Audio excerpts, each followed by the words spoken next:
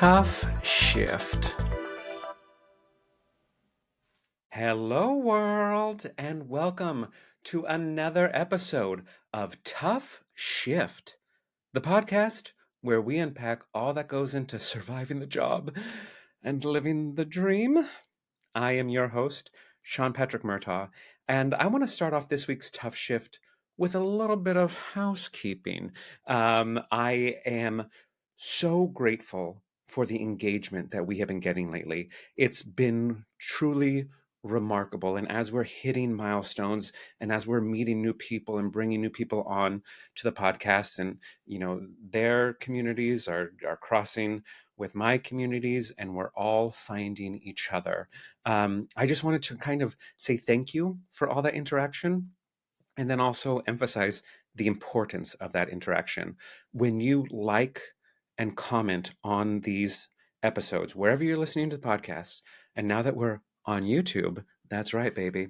I have a face for radio, and I'm still on YouTube. But anyways, we all the engagement is vital to continuing to growing our communities and to being seen by more people who you think would benefit from listening to this, or you think would love these episodes. There are so many people all over the world, all over this country, who are surviving hospitality to make a bigger dream happen. There are people who are in hospitality just to pay rent. That's the job, that's the career, and it's all wonderful.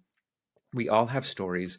We all have battle scars. We can all relate to each other. And so just liking this episode, giving a 5-star rating, and leaving a comment. Literally, it does not have to be the Gettysburg Address. It does not have to be anything other. Let me just check. There we go. Ladies and gentlemen, this is technology. Hello, hello. You're in the episode. Oh, hi. Sorry, my internet randomly went out for a second when you started recording, so I apologize about that. No worries. We're still recording. I feel like it's Okay. Spaceballs. You're in it right now. I'm going to hide you. One more time. All right. Let's see. And don't worry, I'll edit that out. But your engagement is very important.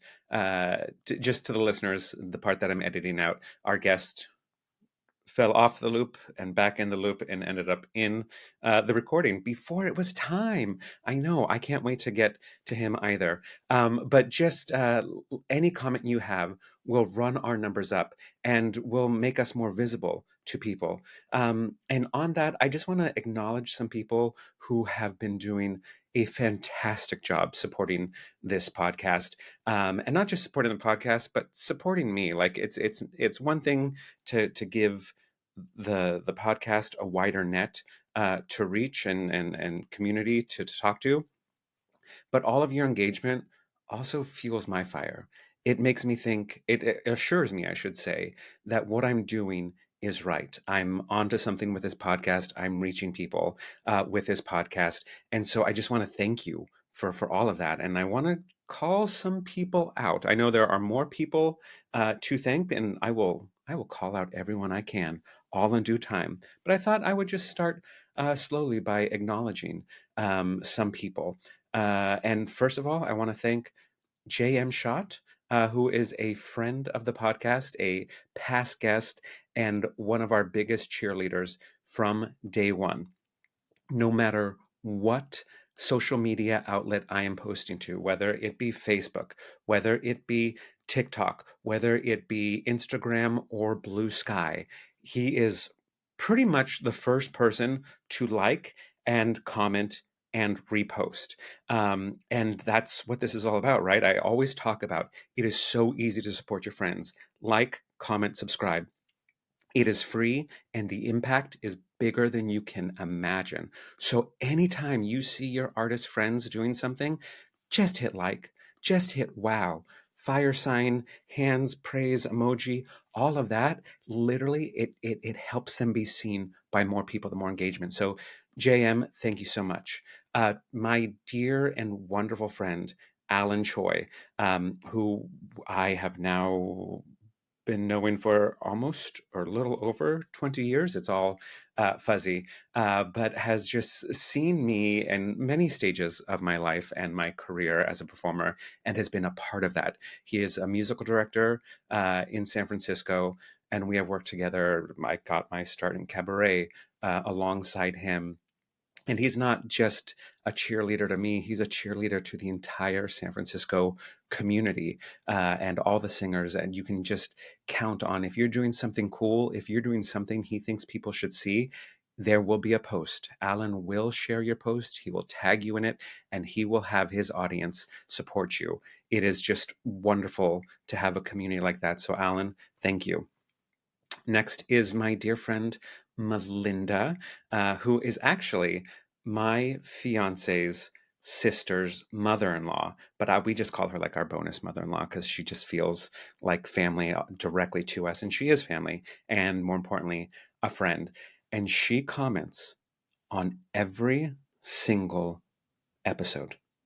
I open my Spotify for creators, and there's Melinda telling me what she liked, and just words of encouragement. And she even puts in the 5 stars in the comment, which is always so uplifting. And again, I appreciate you cheering me on. And then finally, Matt Pagel, who is somebody I met from doing shows in the past handful of years in San Francisco. He sees lots of shows and supports lots of artists in San Francisco.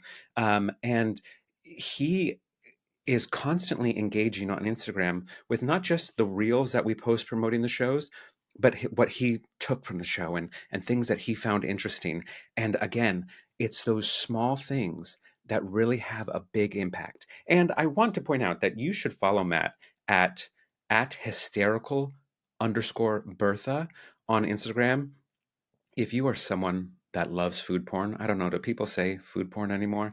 Whatever. It is food porn. He makes some of the most, what I assume to be delicious dishes. And so it means a lot that he's engaging in my content, and I love seeing his content. And you should go support his content, right? See how that works? We all uplift each other. High tides raise all boats, right? And last, I want to acknowledge a customer of mine that I used to wait on quite regularly at Cookshop, who recently has been in the headlines for setting a record for the longest speech on the Senate floor, clocking in at over 25 hours. And that is none other than Cory Booker.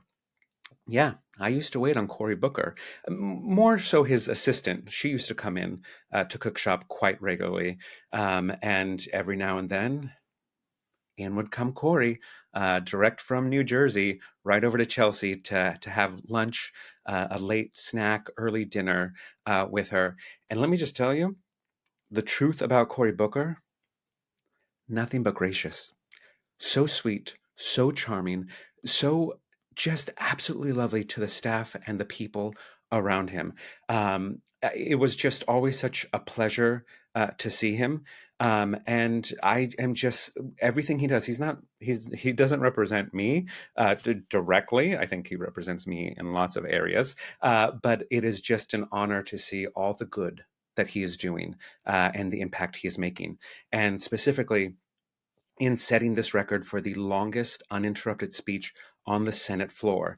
What I find as impressive as it is that before that record was set by a long-standing senator who was in the Senate for a record amount of time, who was also known as one of the biggest racists and bigots that this country has ever known, and that is Strom Thurmond. And he clocked in at 24 hours and 18 minutes. Uh, and I find it interesting and so appropriate that Cory Booker took his record, because what Strom Thurmond was speaking out against was civil rights. He wasn't fighting for civil rights, he was actually fighting against civil rights legislation. And here is this strong black man in the Senate coming to us to speak about the dangers of this administration and the safety of the American people. And so, Cory Booker, I tip my hat to you. Thank you for doing the work you're doing. All right. Now, I was going to talk about, unpacking a little more about how much I hate my current job, but you can listen to last week's episode. It's still the same shit. I am being proactive. I'm actively looking, and we'll talk about that next week and all the trials and tribulations of uploading your resume, duplicating that into an online portal, only to get an email saying, "Great, your resume's been received. Now go to this other online portal and do the same shit over, and maybe we'll call you in for an interview." We'll talk about that next week because I don't want to waste any more time getting to today's guest, who is somebody uh, I just love, adore, respect, and am extremely grateful for that he exists. You have no idea how happy I am to have him on the show. He is accomplished uh, and award winning. That's right. Didn't put that in his bio, but it's true. Award winning filmmaker, producer, and advocate. He is known for his independent LGBTQ plus cinema and founder of Mattioli Productions. He has dedicated his career to creating inclusive and deserve and diverse stories that highlight underrepresented voices. Some of the titles, he's got full length feature films. He's got shorts and he does documentaries. He does it all, and not just as a director, not just as a producer. That Mattioli Productions provides a service for everything. If you don't know how to distribute, guess what? He's got you covered. If you don't know how to market, guess what? He's got you covered. If you don't know how to write a bio, he's got you covered. It is a one-stop shop. It is so impressive. And some of the titles include, and they have, been celebrated at film festivals, and they are available for streaming on multiple sites. Words, which is a very important documentary that I think everyone should see. Guys at Party Like It. Neon Boys, and what I think might be, the crowning glory of all that he's created is a little film called Night Disclosure, starring one Jose Alvarez and Sean Patrick Murtaugh. That's right. He was my boss at one point, and we'll unpack all of that. I had such a great time working for him. Having produced over 20 films, he has established himself as a prolific force in queer cinema, doing more than his part, not just only to make our film industry more inclusive, but a safer space for our community. His next project, Try and Remember, is a deeply personal film about Eli, a trans man whose mother was always supportive of him, his career, his choices, his transition. But when she was diagnosed with dementia, Eli feared she wouldn't remember the man he'd become. Now he has to confront those fears. Now, I am so excited for this film to just even be a thought. I can't wait until it is fully realized. And he is currently seeking crowdfunding to bring this film to life, and no more important time ever than right now. So we're going to unpack all of that. Please welcome to the podcast one of the most amazing human beings I know, AJ Mattioli. Hey everybody, thank you, Sean. What an introduction, my friend. I've said it before and I'll say it again. It is my pleasure to uplift my friends and my community. And it's not easy for us to say those things and our accomplishments about ourselves. So I'll sing your praises. I have no, give me a key. I will sing your praises. Well, thank you so much. Really, it was very heartwarming. So thank you for that. Of course, of course. Now, you usually the question, the first two questions are always the same, and still will be mostly the same, except you have a very unique experience working in hospitality. So I want you to share with our listeners what your gateway job was getting into working in hospitality and nightlife.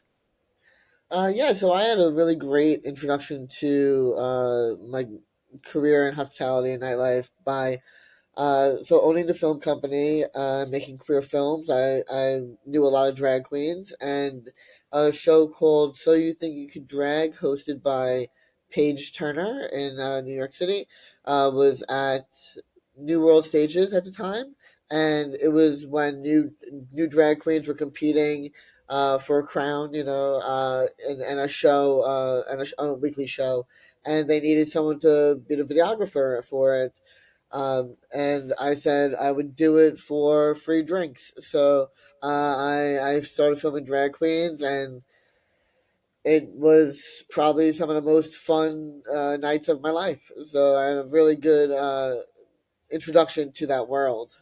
It was great. What a great, both of the venue was really great to work with, and the drag queens were always respectful and great to work with as well.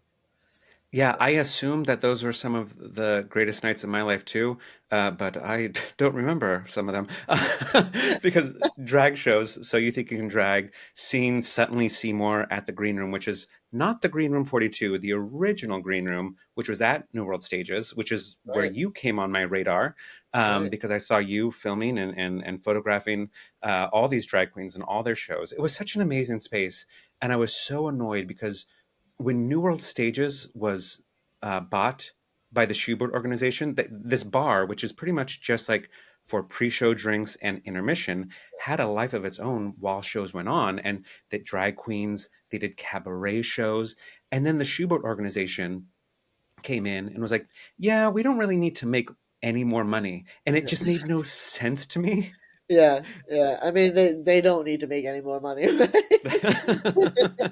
but but yeah, sometimes it's nice to just think like, I know this is pennies to them, but like it would have been nice to keep it going. Just even though it doesn't mean that money doesn't mean anything to the CEOs of things, it means things to the people that are making money off the show, like the drag Yeah, queens. So yeah, all all the drag queens collecting those dollars, and they did. I used to yeah. actually, drag shows were actually part of my self-care, as far as working in restaurants, and I would, when Suddenly started, I actually arranged my schedule to be off on Wednesdays because I think that was the day of the show because That was was Wednesday at 8 p.m. Yep. yeah, and it was always so much fun, and just you see, a few of the same people, and then you see a sea of all new faces experiencing these drag queens, and it was really kind of as drag race was becoming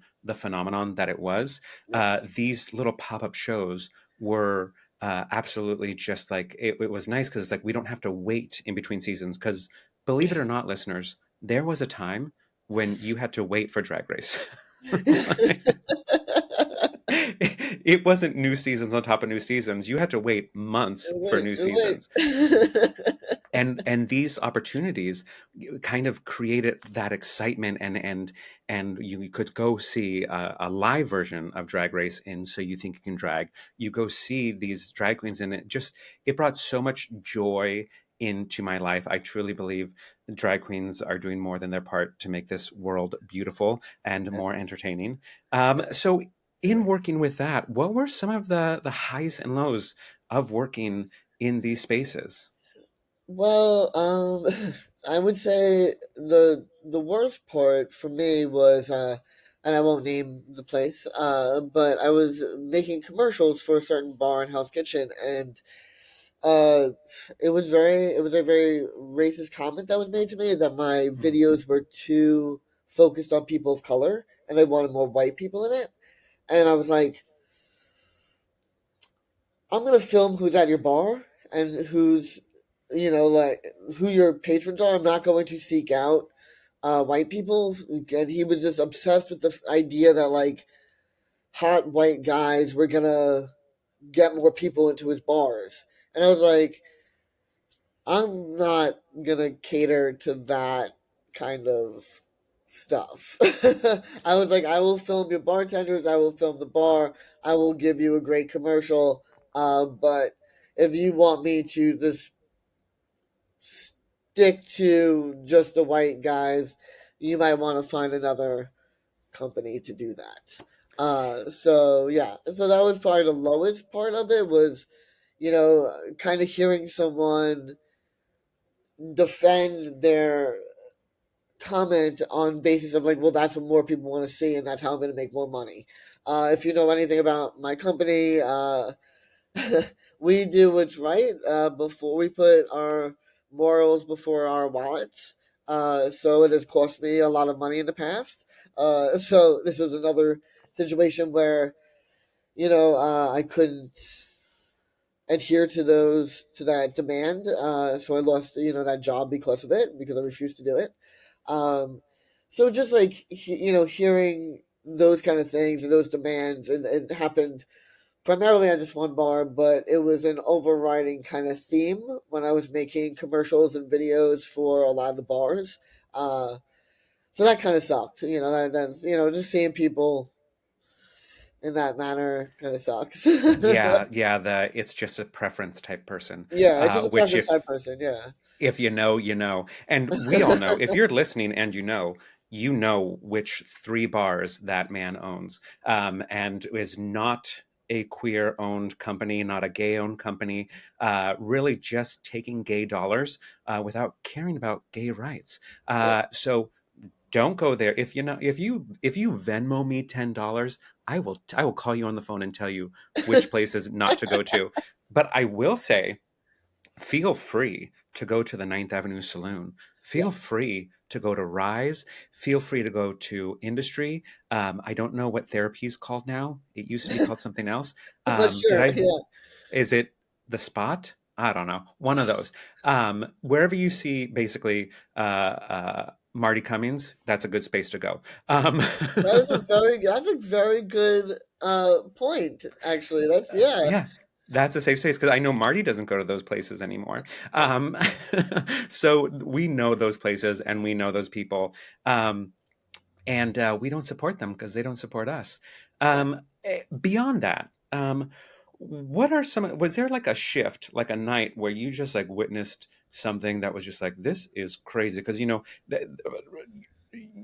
in these spaces where sometimes we are at our messiest, Yeah. and it's like we're having fun, but sometimes too much fun. Is there an experience you had in these bars that just left your jaw on the floor? Like, how do you get up in the morning? How do you get up in the morning? Yeah, yeah. Um, I will say it is because drag shows start so late for the most part. They start, if you're lucky, 11 o'clock. People are already very intoxicated before the drag show even starts, which is makes sense because that's when you're more free with your money and you're tipping and tipping and tipping. You're feeling Yep. good. Um, but the way the drag queens and the audience interact with each other is kind of amazing. And I noticed that when I didn't have a camera on me, people would touch the drag queens more, and the drag queens would always put them in their place. And it's always amazing to see a drag queen just shut down all that bullshit. Not that they should have to be shutting that down, but the fact that they do in such a prolific way is always fun to watch. Um, but the minute a camera comes around, people, no matter how drunk they are, tend to behave a lot more. It's very interesting.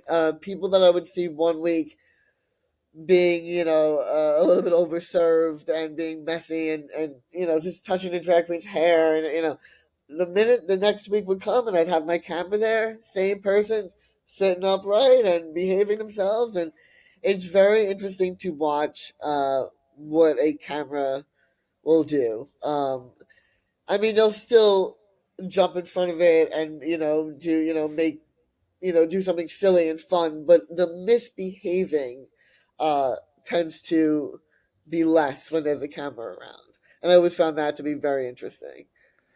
Yeah, that makes total sense. And every audience, no matter whether it's at a gay bar, a Broadway show, I hate audience participation myself as a performer. I think it's absolutely the worst because people you're so talented. You are taking this person on such a ride. Like the same thing when you go to a comedy show and a comedian is fucking killing it, and you think you're as funny. You think you're on their level because they've just taking you to another level. And then when audience tries to participate, and it's like, yeah, no, no, we're Just actually don't. don't, This queen don't. spent 3 hours just getting in makeup, The spent makeup. 20 hours working on this mixtape. Like, we I don't mean, need you. the largest tip I've ever given a drag queen was $150, and that's because I was on a date with a girl, with a woman, and we were young, and it was they were doing the drag queen was mostly performing from Wicked, and the girl I was on a date with was singing along, but like belting, like she thought the next Broadway casting agent was gonna be behind her belting, and I kept on asking her over and over to stop. I'm like, the show is not about you. Please just let the drag queen do what they want to do. Like, please, it's like, I can see the drag queen getting annoyed. I can see the audience getting annoyed. I'm like, she's drinking. I'm staying sober so I can continuously apologize to people. Like, I'm like, I'm sorry, I'm sorry, I'm sorry.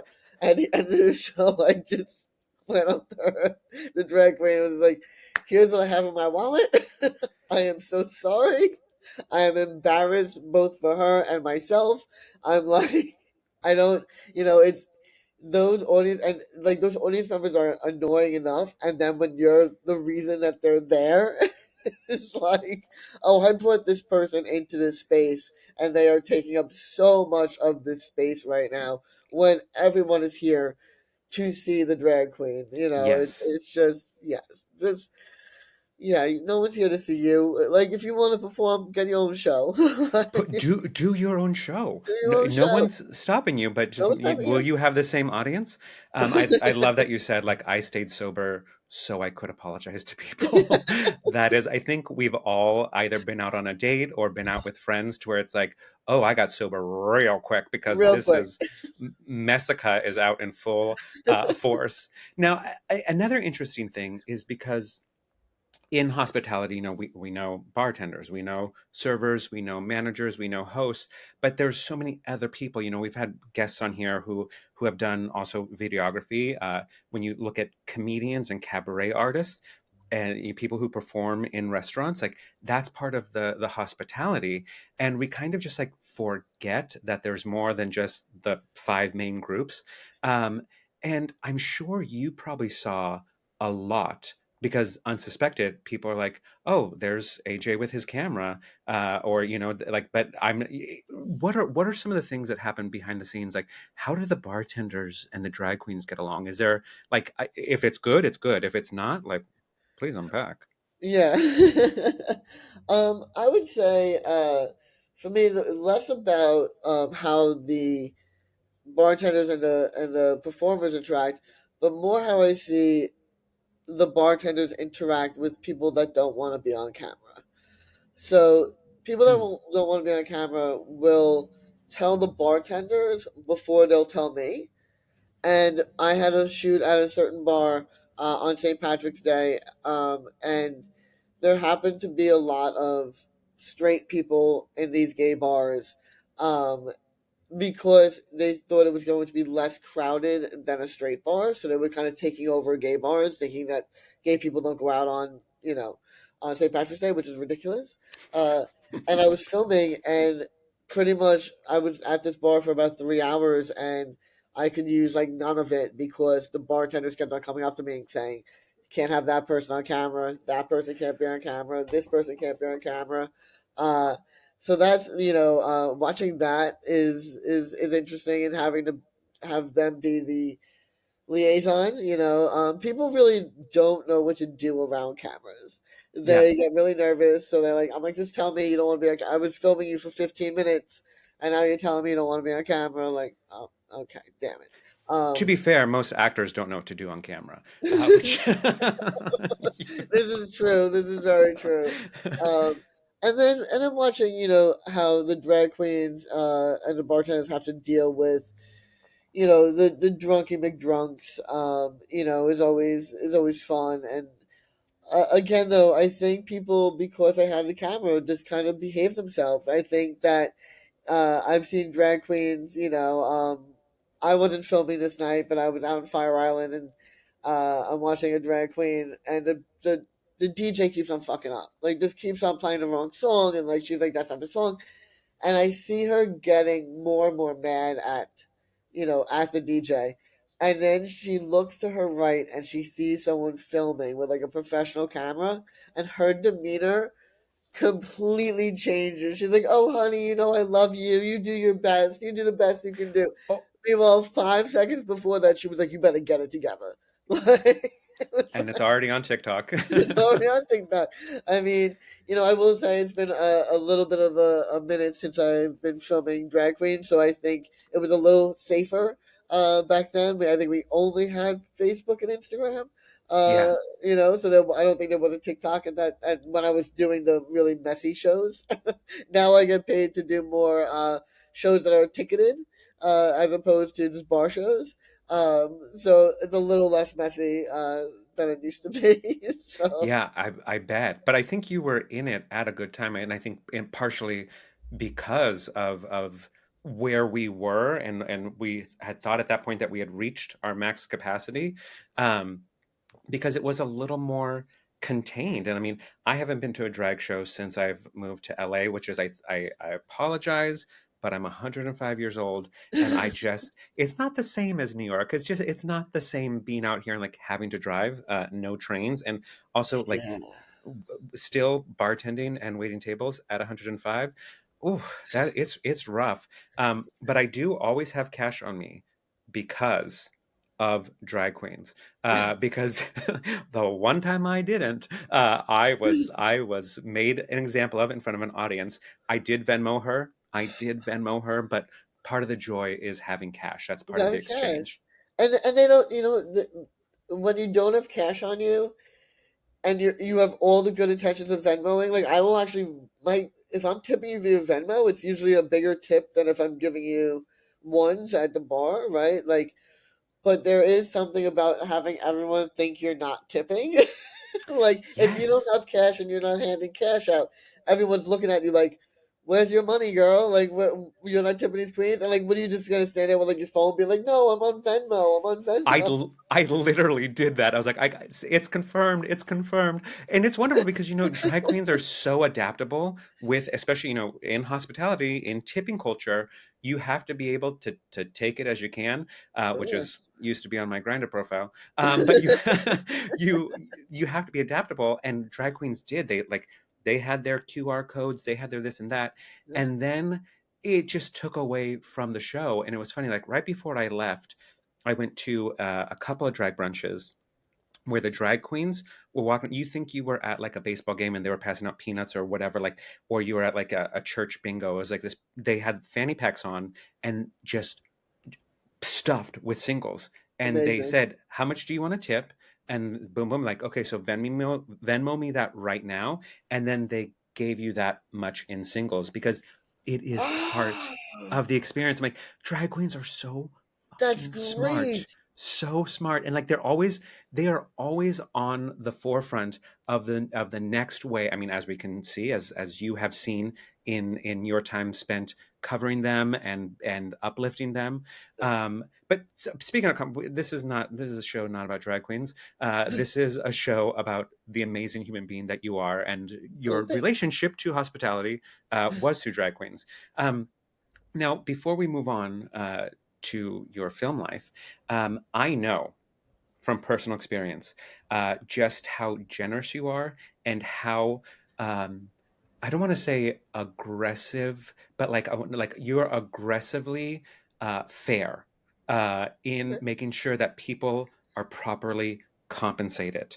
Um, and whether it be like, all right, you're giving me options of here's a flat fee, or you could do this for a percentage, or all these different things. You're very aggressive in being fair, which I don't mean to say aggressive, but I mean you're proactive about it. So with that, what is the weirdest compensation you have received aside from, we've all worked for free drinks, we've all worked for less. What is there like a weird compensation that you received and you're like, huh, that's going in the memoir? Hey there, just checking in. I hope you're enjoying this episode so far. And if you are, why not leave us a 5-star review and a comment or two wherever you're listening to this from? And don't forget to follow us on social media at TUFF SHIFT Podcast. That's Shift podcast everywhere, literally everywhere. And just a reminder, gratuity's not included, but tips are always welcome. And you can find our virtual tip jar at tuffshiftpodcast.com. That's TUFF shiftpodcast.com. All right, back to the show. Yeah, I was filming out in Fire Island for a little bit, and I was able to I drank for free, which was amazing. Yeah. But I was able to have a place, but I thought it was going to be by myself because I didn't know Fire Island that well. And my compensation was to live with these five gay boys that I've never met before. And uh, they live their best Fire Island life. So I watched a lot of intimate moments. I'm And sure. listen, I'm Stepped on a lot of poppers. slipping all over the place on poppers, and lube.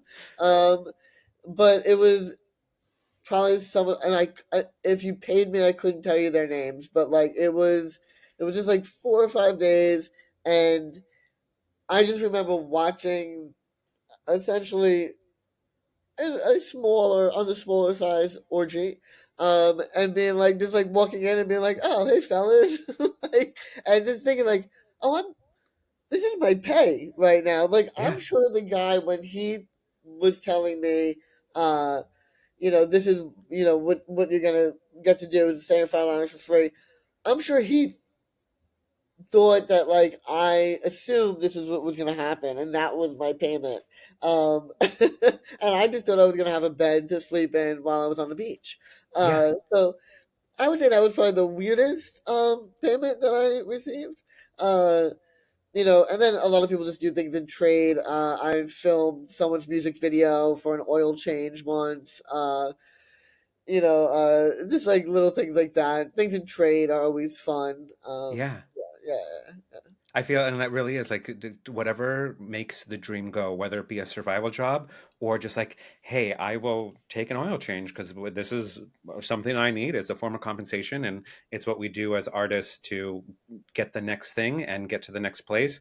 And really, we're open. Though we prefer cash, we are open to negotiations. yes, Um, yes. so I want to. So if your entire connection to hospitality is around filmmaking and around your talents as a filmmaker, uh, where did the filmmaker come from? When did AJ be like, I need to make film? Like Yeah. I need to create. I um I always loved watching movies. Like, some of my favorite memories with my family was watching movies, and especially horror movies with my dad. And I was getting out of high school, and I was not a student at all. And my mom just said, like, go to college for 2 years. If you hate it, you can drop out. If you like it, do the 4 years, and we'll get a degree. And we kind of made this, agreement. And my first year, I did like all your like requirements and got them out of the way. And was like, this is terrible. And then my sophomore year, a friend of mine just said, "Why don't you take some film classes?" And I was like, "Oh, I didn't know that I could like do that." Like, I Yeah. didn't even, I didn't know that, like, in the communications department, that there was a film department within that. Like, I had no idea that that was a thing. Um, so I took my first class, and I was like, oh, like, all I have to do in this class is watch a movie and then write about it and dissect it and talk about what I liked and what didn't work for me. And I realized, like, oh, this is something I can do well, and this is something I can do and enjoy my life, and go to college for it, and not waste what I felt was going to be a waste of 4 years. I was at the time working at Blockbuster, and I was like, I R.I.P. love, RP. And like, I said to my mom, and she was just like, you need to go to college. And I was like, I love Blockbuster. Like, I love working here. Like, and at that point, it was 2000. Oof, it was a long time ago. But I was making at the time $17 an hour, which nowadays would be about 25. So it wasn't It's not bad for fresh bad out of high money. school. Yeah, fresh out of high school, I'm making money, you know. and I just loved it. And I was like, I could do this for the rest of my life. Thank God my mom made me go to college because there was no blockbuster anymore, so I don't know what I'd be doing. But I would have been totally happy doing that. I mean, I still say I've made amazing movies. That was my favorite job of all time. Just I would go back to that tomorrow if they opened a blockbuster up. Um, so I always loved movies, and then when I realized in sophomore year of college that I could do that as a career choice, I was stuck. I was done. I was like, this is Mm, it for me. And then I lucked out. I was directing. Just I also love theater, so I was directing a couple of like off Broadway theater shows. And one of the actresses' husbands was like, "Oh, I own a film company. I need PAs." So I was like, "All right, like let's check it out." I go there. I figure I should bring something, so I brought a small set of tools. And I walk in the door, and this producer is screaming at this set designer, screaming at the set carpenter. And I'm like, oh my God, what am I walking into? And at this point, I'm maybe 20 years old. And this guy looks at me and goes, "Hey, kid, do you know how to build?" And I look at my tools, and I'm like, "Yeah, I know how to build." And he's like, "All right, you're the new set carpenter." And he just fired the other guy right in front of me. And he's like, "You're the new set carp. Come look at the plans." And I was like, okay. At 20 years old, so I skipped over being a PA and went right into the art department. And then I fell in love with the art department as a production designer, which is what I do for my main income is yeah, being a production designer in film because we all have survival jobs. yeah, And mine's being a production designer, and I was able to skip being a production assistant completely, which was kind of amazing. So I got to really love film right away. As a lot of production assistants, a lot of PAs, it wears them down. It wears people out, and you lose a lot of really great workers that could have been amazing as a higher position, but you lose them because of how abused people treat production assistants on set. yeah. So I'm lucky enough to have been able to skip that. Uh, skip that step and go right into a different department, higher department. Though I don't think you skipped the lesson, or I just think it's just not, it's just naturally a part of who you are. Speaking from experience, working on set with you, I feel like a lot of these volatile personalities who are screaming at PAs, who are treating them like they're stupid or whatever, it's really like that's an issue with you not being prepared and not preparing your team. Whereas what I Yes. can say, having worked with you, is you're incredibly efficient, and did we tackled a beast. It was, I think it's what, 11 minutes, Yeah. but which, it's amazing how much people don't realize. 11 minutes, what goes into filming just 11 minutes, what goes into filming 2 pages. Yeah. And we did it during COVID and had all those restrictions and all the things that we had to do. We had to, like, it was November and we had to have the patio door open and it was freezing cold, but it was like one of those things we did. But you had such an incredibly efficient schedule and vision, and you were such an amazing communicator to everyone. And it's funny because we got through so much. There was, I think, still a few shots you were like, they're not gonna be able to get to those shots. And I'm like, oh my God, but look at all the things we did. We got a lot covered. Yeah. So I want to just point out that, you may have skipped that experience, but you did not skip the lesson, and who you are in creating a safe space, which I think in many ways is a part of what you bring to a set and what you bring to your company. So I just want to, like, tip my hat and acknowledge you for that. Thank you so much. I mean, one of the main reasons I got into producing was I directed this movie for this not great person. He was really quite toxic and abusive and mean, and the way he would talk to people was disgusting. And pre Me Too era, so it was even more disgusting on that end. And I do hate the fact that this guy kind of gave me the jump off my career, but it is what it is. But I kind of looked at him one day after this, while directing this movie, and watching how he interacted with people, and I just thought I could do this better than him, and I can do this nicer than him. Like Yeah. And I'm not gonna sit here and say I haven't yelled on set. That would be a lie. I'm not gonna sit here and say I haven't lost my shit. That would be a lie. All of those things always come with apologies for me. I never just let it. I never just accept that as my behavior. But we've all. It's been a very long career. I've lost it here and there. But this guy was just woke up in the morning and was like, "How can I be a terrible person?" And And I accomplished it. and accomplished it with flying colors, best in class. So I just decided to kind of just do it, and Yeah. I did a big no-no that I would never do today, but I asked his investors to invest in my stuff, which was like, you don't poach people, so don't do that. That's not the lesson here, unless they are a terrible, terrible, terrible person, and then do it. Well, it's not poaching. You're saving I'm his saving. investors. You're Yeah, saving his investors. yes. I'm like, you don't want your name attached to this guy. Like yeah, he raised money for you know who. So he's Ooh. on that side of things. Yeah. Um, He's probably yes. really good friends with that bar owner. Oh Um, yeah. Exactly. it it Um, all comes back. it all comes back. It all comes back. So I think just me being like, no, this is why I want to produce movies. I want to treat people the way it should be treated.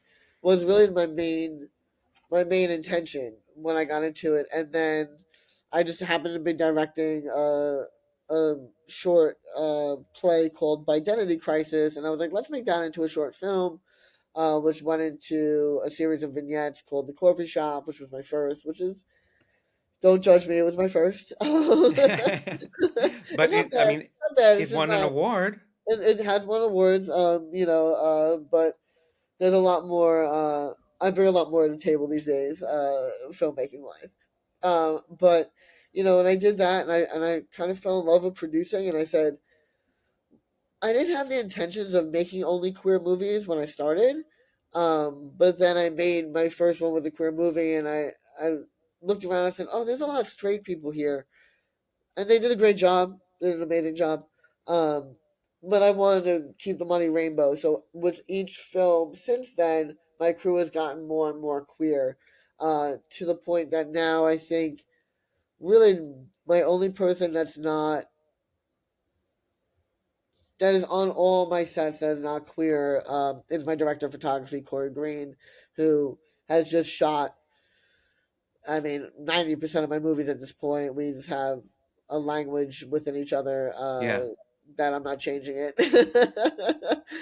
We Yeah. just make a really good team, and he's an amazing ally. And honestly, true diversity is true diversity. So he's my diversity hire. Exactly. And that was something I wanted to stumble upon is like, how did the advocacy, how did all of that kind of find its way to your company? And it just kind of naturally progressed. Like you said, you didn't set out to make queer films, but it found you as something like, this is something that speaks to me, or how did the Right. advocacy find you? I think as I got older, I started to get more political, and I started to see, for good or for bad, with Facebook and Instagram and all that, you see what's going on in the world, and then Hmm. you gain knowledge. You gain knowledge of like, oh my god, I read 5 stories about trans people being fired today, or I read, a story of another black guy being discriminated against, and I read another story about how bi erasure, and then and you read all these stories about how these different communities are being treated terribly, and if I can make the smallest difference in that terribleness, I want Yeah. to do it. Even if it only affects, my crews aren't. It's not. I'm not making a Marvel movie. It's not 400 people in crew. It's 25. But if I can make those 25 people know that their pronouns are going to be, respected, knowing that I don't, no one's going to give a shit. What color your skin is, what ethnicity you are, what your nationality. No one's gonna care. Everyone's gonna be treated with the exact same respect. You know, uh, you walk into my set and you know that, Yeah. which is why my crew, you know, uh, will give me, 100% all of the time because they know they're going to be respected. They know this is a an opportunity that doesn't come along often. Yeah. To work with a mostly queer crew. I mean, when we worked on Night Disclosure, the crew was extremely small because of COVID, and that was I made a movie to be condensed, so we could film it safely. But usually, it's about 25 people on my crew. Yeah. So if I can make a difference in those 25 people's, lives in some way and offset the other nonsense and especially now with everybody getting rid of DEI and all that, it's if I can make a small difference, I will.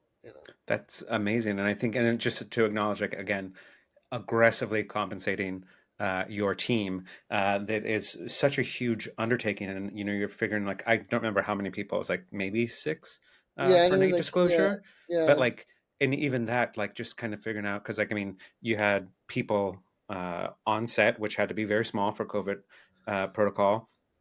Then because the MTA closed, then it was like, so you have to have car services, because when yeah, we were picked up to go to set, it was like 4 o'clock in the morning, and when we yeah. were dropped off, it was like 2 o'clock in the morning. Long days, but worth it, really worth it. But that comes at a cost, and so it's like, how do you create these? I want to talk about creating budgets, and also kind of get into uh, your next project, and why you are crowdsourcing this budget for this film. So, talk to us about how you build a budget, what goes into it, and then the importance of also, sorry to make it, if it's too deep, the importance of crowdsourcing and bringing the community together to make this film happen now, and why it's important that people do that. Yeah, I mean, creating a budget now, luckily, it's very step and repeat for me. I know I can read a script and know, exactly how many grips you're going to need. I can tell you exactly how many people in the art department you're going to need. I know what the standard rates are. I actually, I get a lot of people pay me now to make budgets for them, which is amazing. And I love reading new work and being able to take that puzzle piece off of their plate. Like you were saying in the introduction, my company does everything from soup to nuts. You can have us film the whole thing, or you can have us, make your website. Like we do it all. So creating a budget now has become very, it's very easy for me, which is great. I am also lucky enough with my budgets to, on movies that I'm going to produce myself, I know how to write them for what I can afford, right? So I know I can get a house in Long Island for next to nothing from, an investor friend of mine, who will probably, as their investment, will give me their house to film it, right, as opposed to money. Um, I have two bars, Macri Park and Metropolitan Bar in Brooklyn, and shout them out. They're amazing. They let me film there for next to nothing, essentially just pay enough to, have someone come in and open the space, Yeah. which is amazing. I mean, don't get me wrong, they make a lot of money off of how much I drink, but but, but they still don't have to do that for me, and it's really amazing. So knowing that I have my apartment and my girlfriend's apartment, so we could film there for free. Uh, Making scripts smart. Don't I'm never gonna be able to afford, a helicopter shot, like so don't put that in the script. You know what I mean? Like, so if people are writing for me, or I'm guiding the script, I keep those parameters in mind for my budget. Yeah, yeah, Wonderful, wonderful. And what was the because I know the stress. We talked about this before the interview. I crowdsourced my album, which was I was overwhelmed by the amount of people who showed up for me, and I talked about it last week with last week's guest. It's like, oh, this person from kindergarten. Oh, this person I haven't spoken to. oh This person that wow, I don't even know where they live in the world, and they're yeah, showing yeah, up to donate like large chunks. And it's just and anything from literally, when it's like every penny counts, every single donation does count, but it is just nerve wracking to be like, if you've ever sold tickets to a show, you know that there's an initial boom where people are so excited and they get their tickets, and then there's all the time in between that announcement and the day of the show Yeah. where it's just like it's a desert. Like, hello, hello, is anybody? I'm like, you like my post about my cat? Why aren't you liking my post about my campaign? Like, you don't have to pay $1 to like. So it's one of those nerve wracking things. But then ultimately, I think more often than not, you do meet the goal. So, how did you decide to come to crowdsourcing this specific film that's coming up? And what has that journey been for you? What are some of the pitfalls that you're coming across in this? And is this the first time you've crowdsourced? No, I've crowdsourced quite a bit. My films, most queer films, they'll make some money back. They'll make back what they've invested, but like, we're not making millions here. You know what I mean? So, I crowdfund the beginning of the starting point of most of my films. The other good thing about crowdfunding is statistically, people have to see something 7 times before they buy it.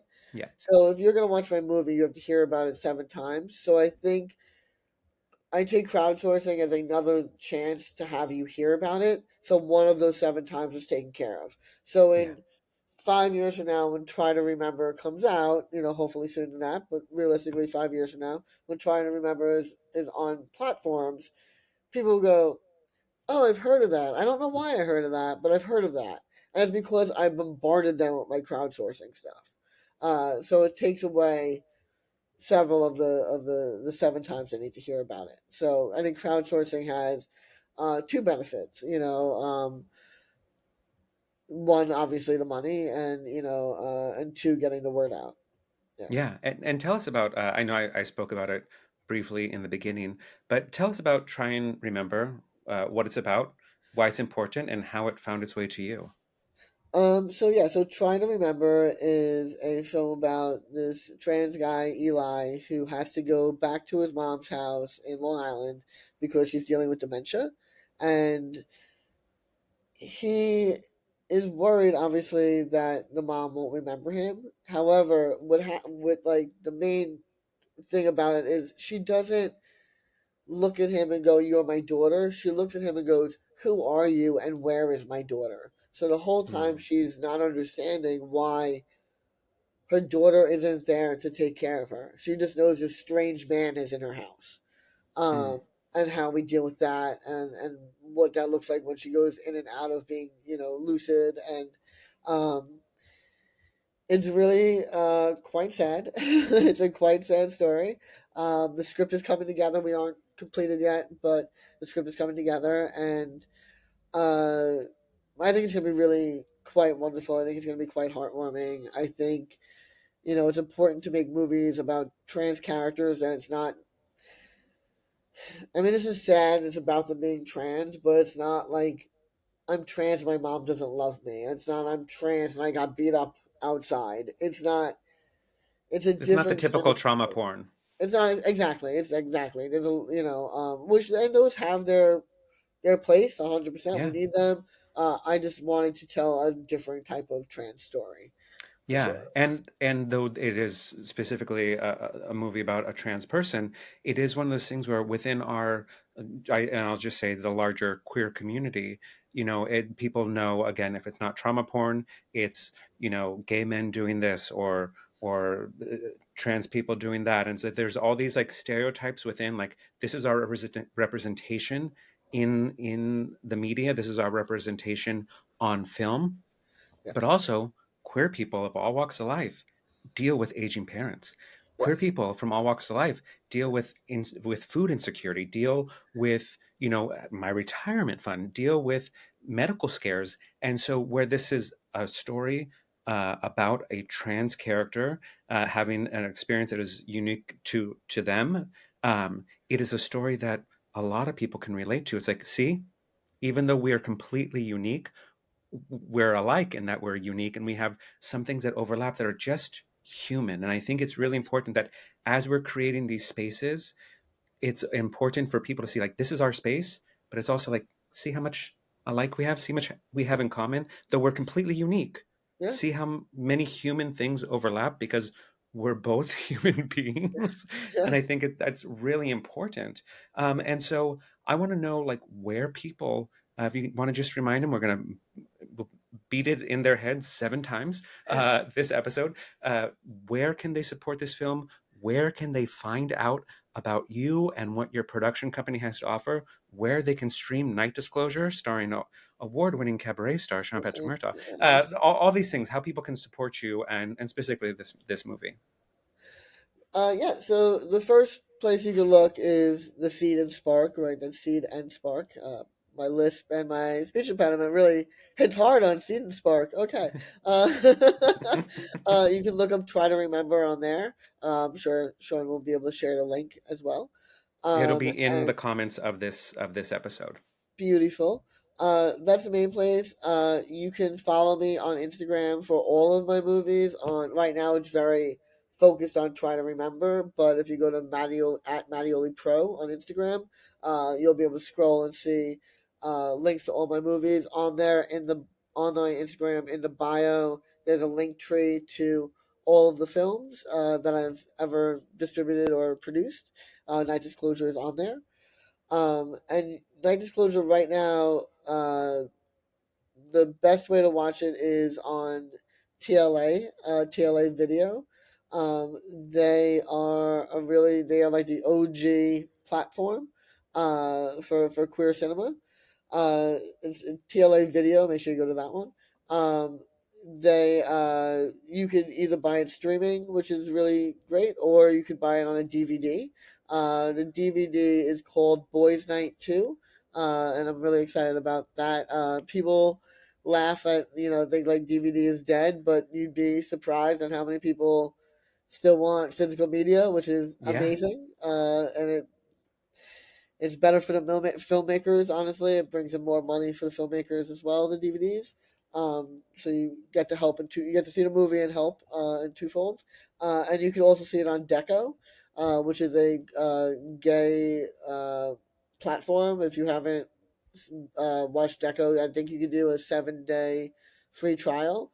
oh, As well, you perfect. can watch Night Disclosure, you can watch Neon Boys. There's a few Mattioli Productions on there, but they have really good quality films. They're pretty selective, so I was very pleased when they picked it up because they are very selective on what they pick up. So yeah. That's absolutely wonderful. And I want to just hit some points because I know we're reaching the end of our episode. Just some things, this happens a lot, to where the conversation is just so natural and wonderful, and we talk about all these things that in looking at your catalog of films, the not just the diversity of people coming in, but the actual, like, community. Like, AJ does not use the same 5 actors. He made his crew. I understand why you have to keep your crew in place, Yeah. but AJ creates opportunities for so many actors. And you look at the films, and a lot of there's I get why troops exist and why you see the same 5 actors and a lot of people. It's fine. Have your troops. That's wonderful. I'm not coming for you for that. You do that. And similar to what you said earlier about the drunk girl in the drag show, like, do your own show. So for when people come for people who use the same 5 actors, it's like that's their choice. But you specifically just create so many opportunities, and specifically for people who may not, have access to the agent to get them this audition, to get them on HBO or CBS or whatever, that they can create and still be part of the film industry. So I just want to thank and acknowledge you for that, for just being so generous of spirit with the opportunities you provide. I know that I have a friend who's providing music for this next film, and that made my little gay heart happy, to just connect people that I adore and respect and be like, talent, get together. Like, again, that's the purpose of this show. It's my mission. I know it's part of your mission, to just really connect great people and give people the opportunity to show their best. So I like to end the show the same way with every guest. We know, and especially this day and age, just how easy it is for bad news to spread, and good news doesn't really get the time it deserves, doesn't get the airtime it deserves.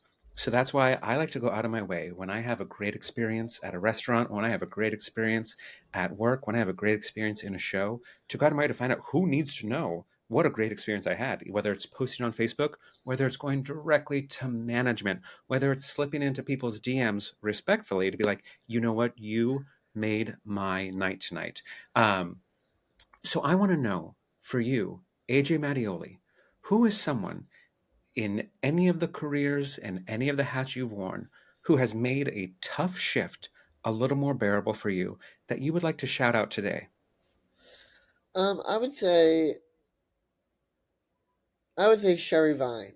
I would say if I had to really pick someone in my career who just has always made me happy and been easy to work with and makes shitty days be good, it's Sherry Vine. Like she is just I can't sing the praises more. So I would say yeah, yeah, yeah. Well, there you have it, Sherry Vine, who I also know to be incredibly talented, and it's wonderful to hear that your talent comes from a sincere and genuine place. This episode has been for you, and we're going to highlight you and thank you for your contributions. And clearly, the world needs more people like you.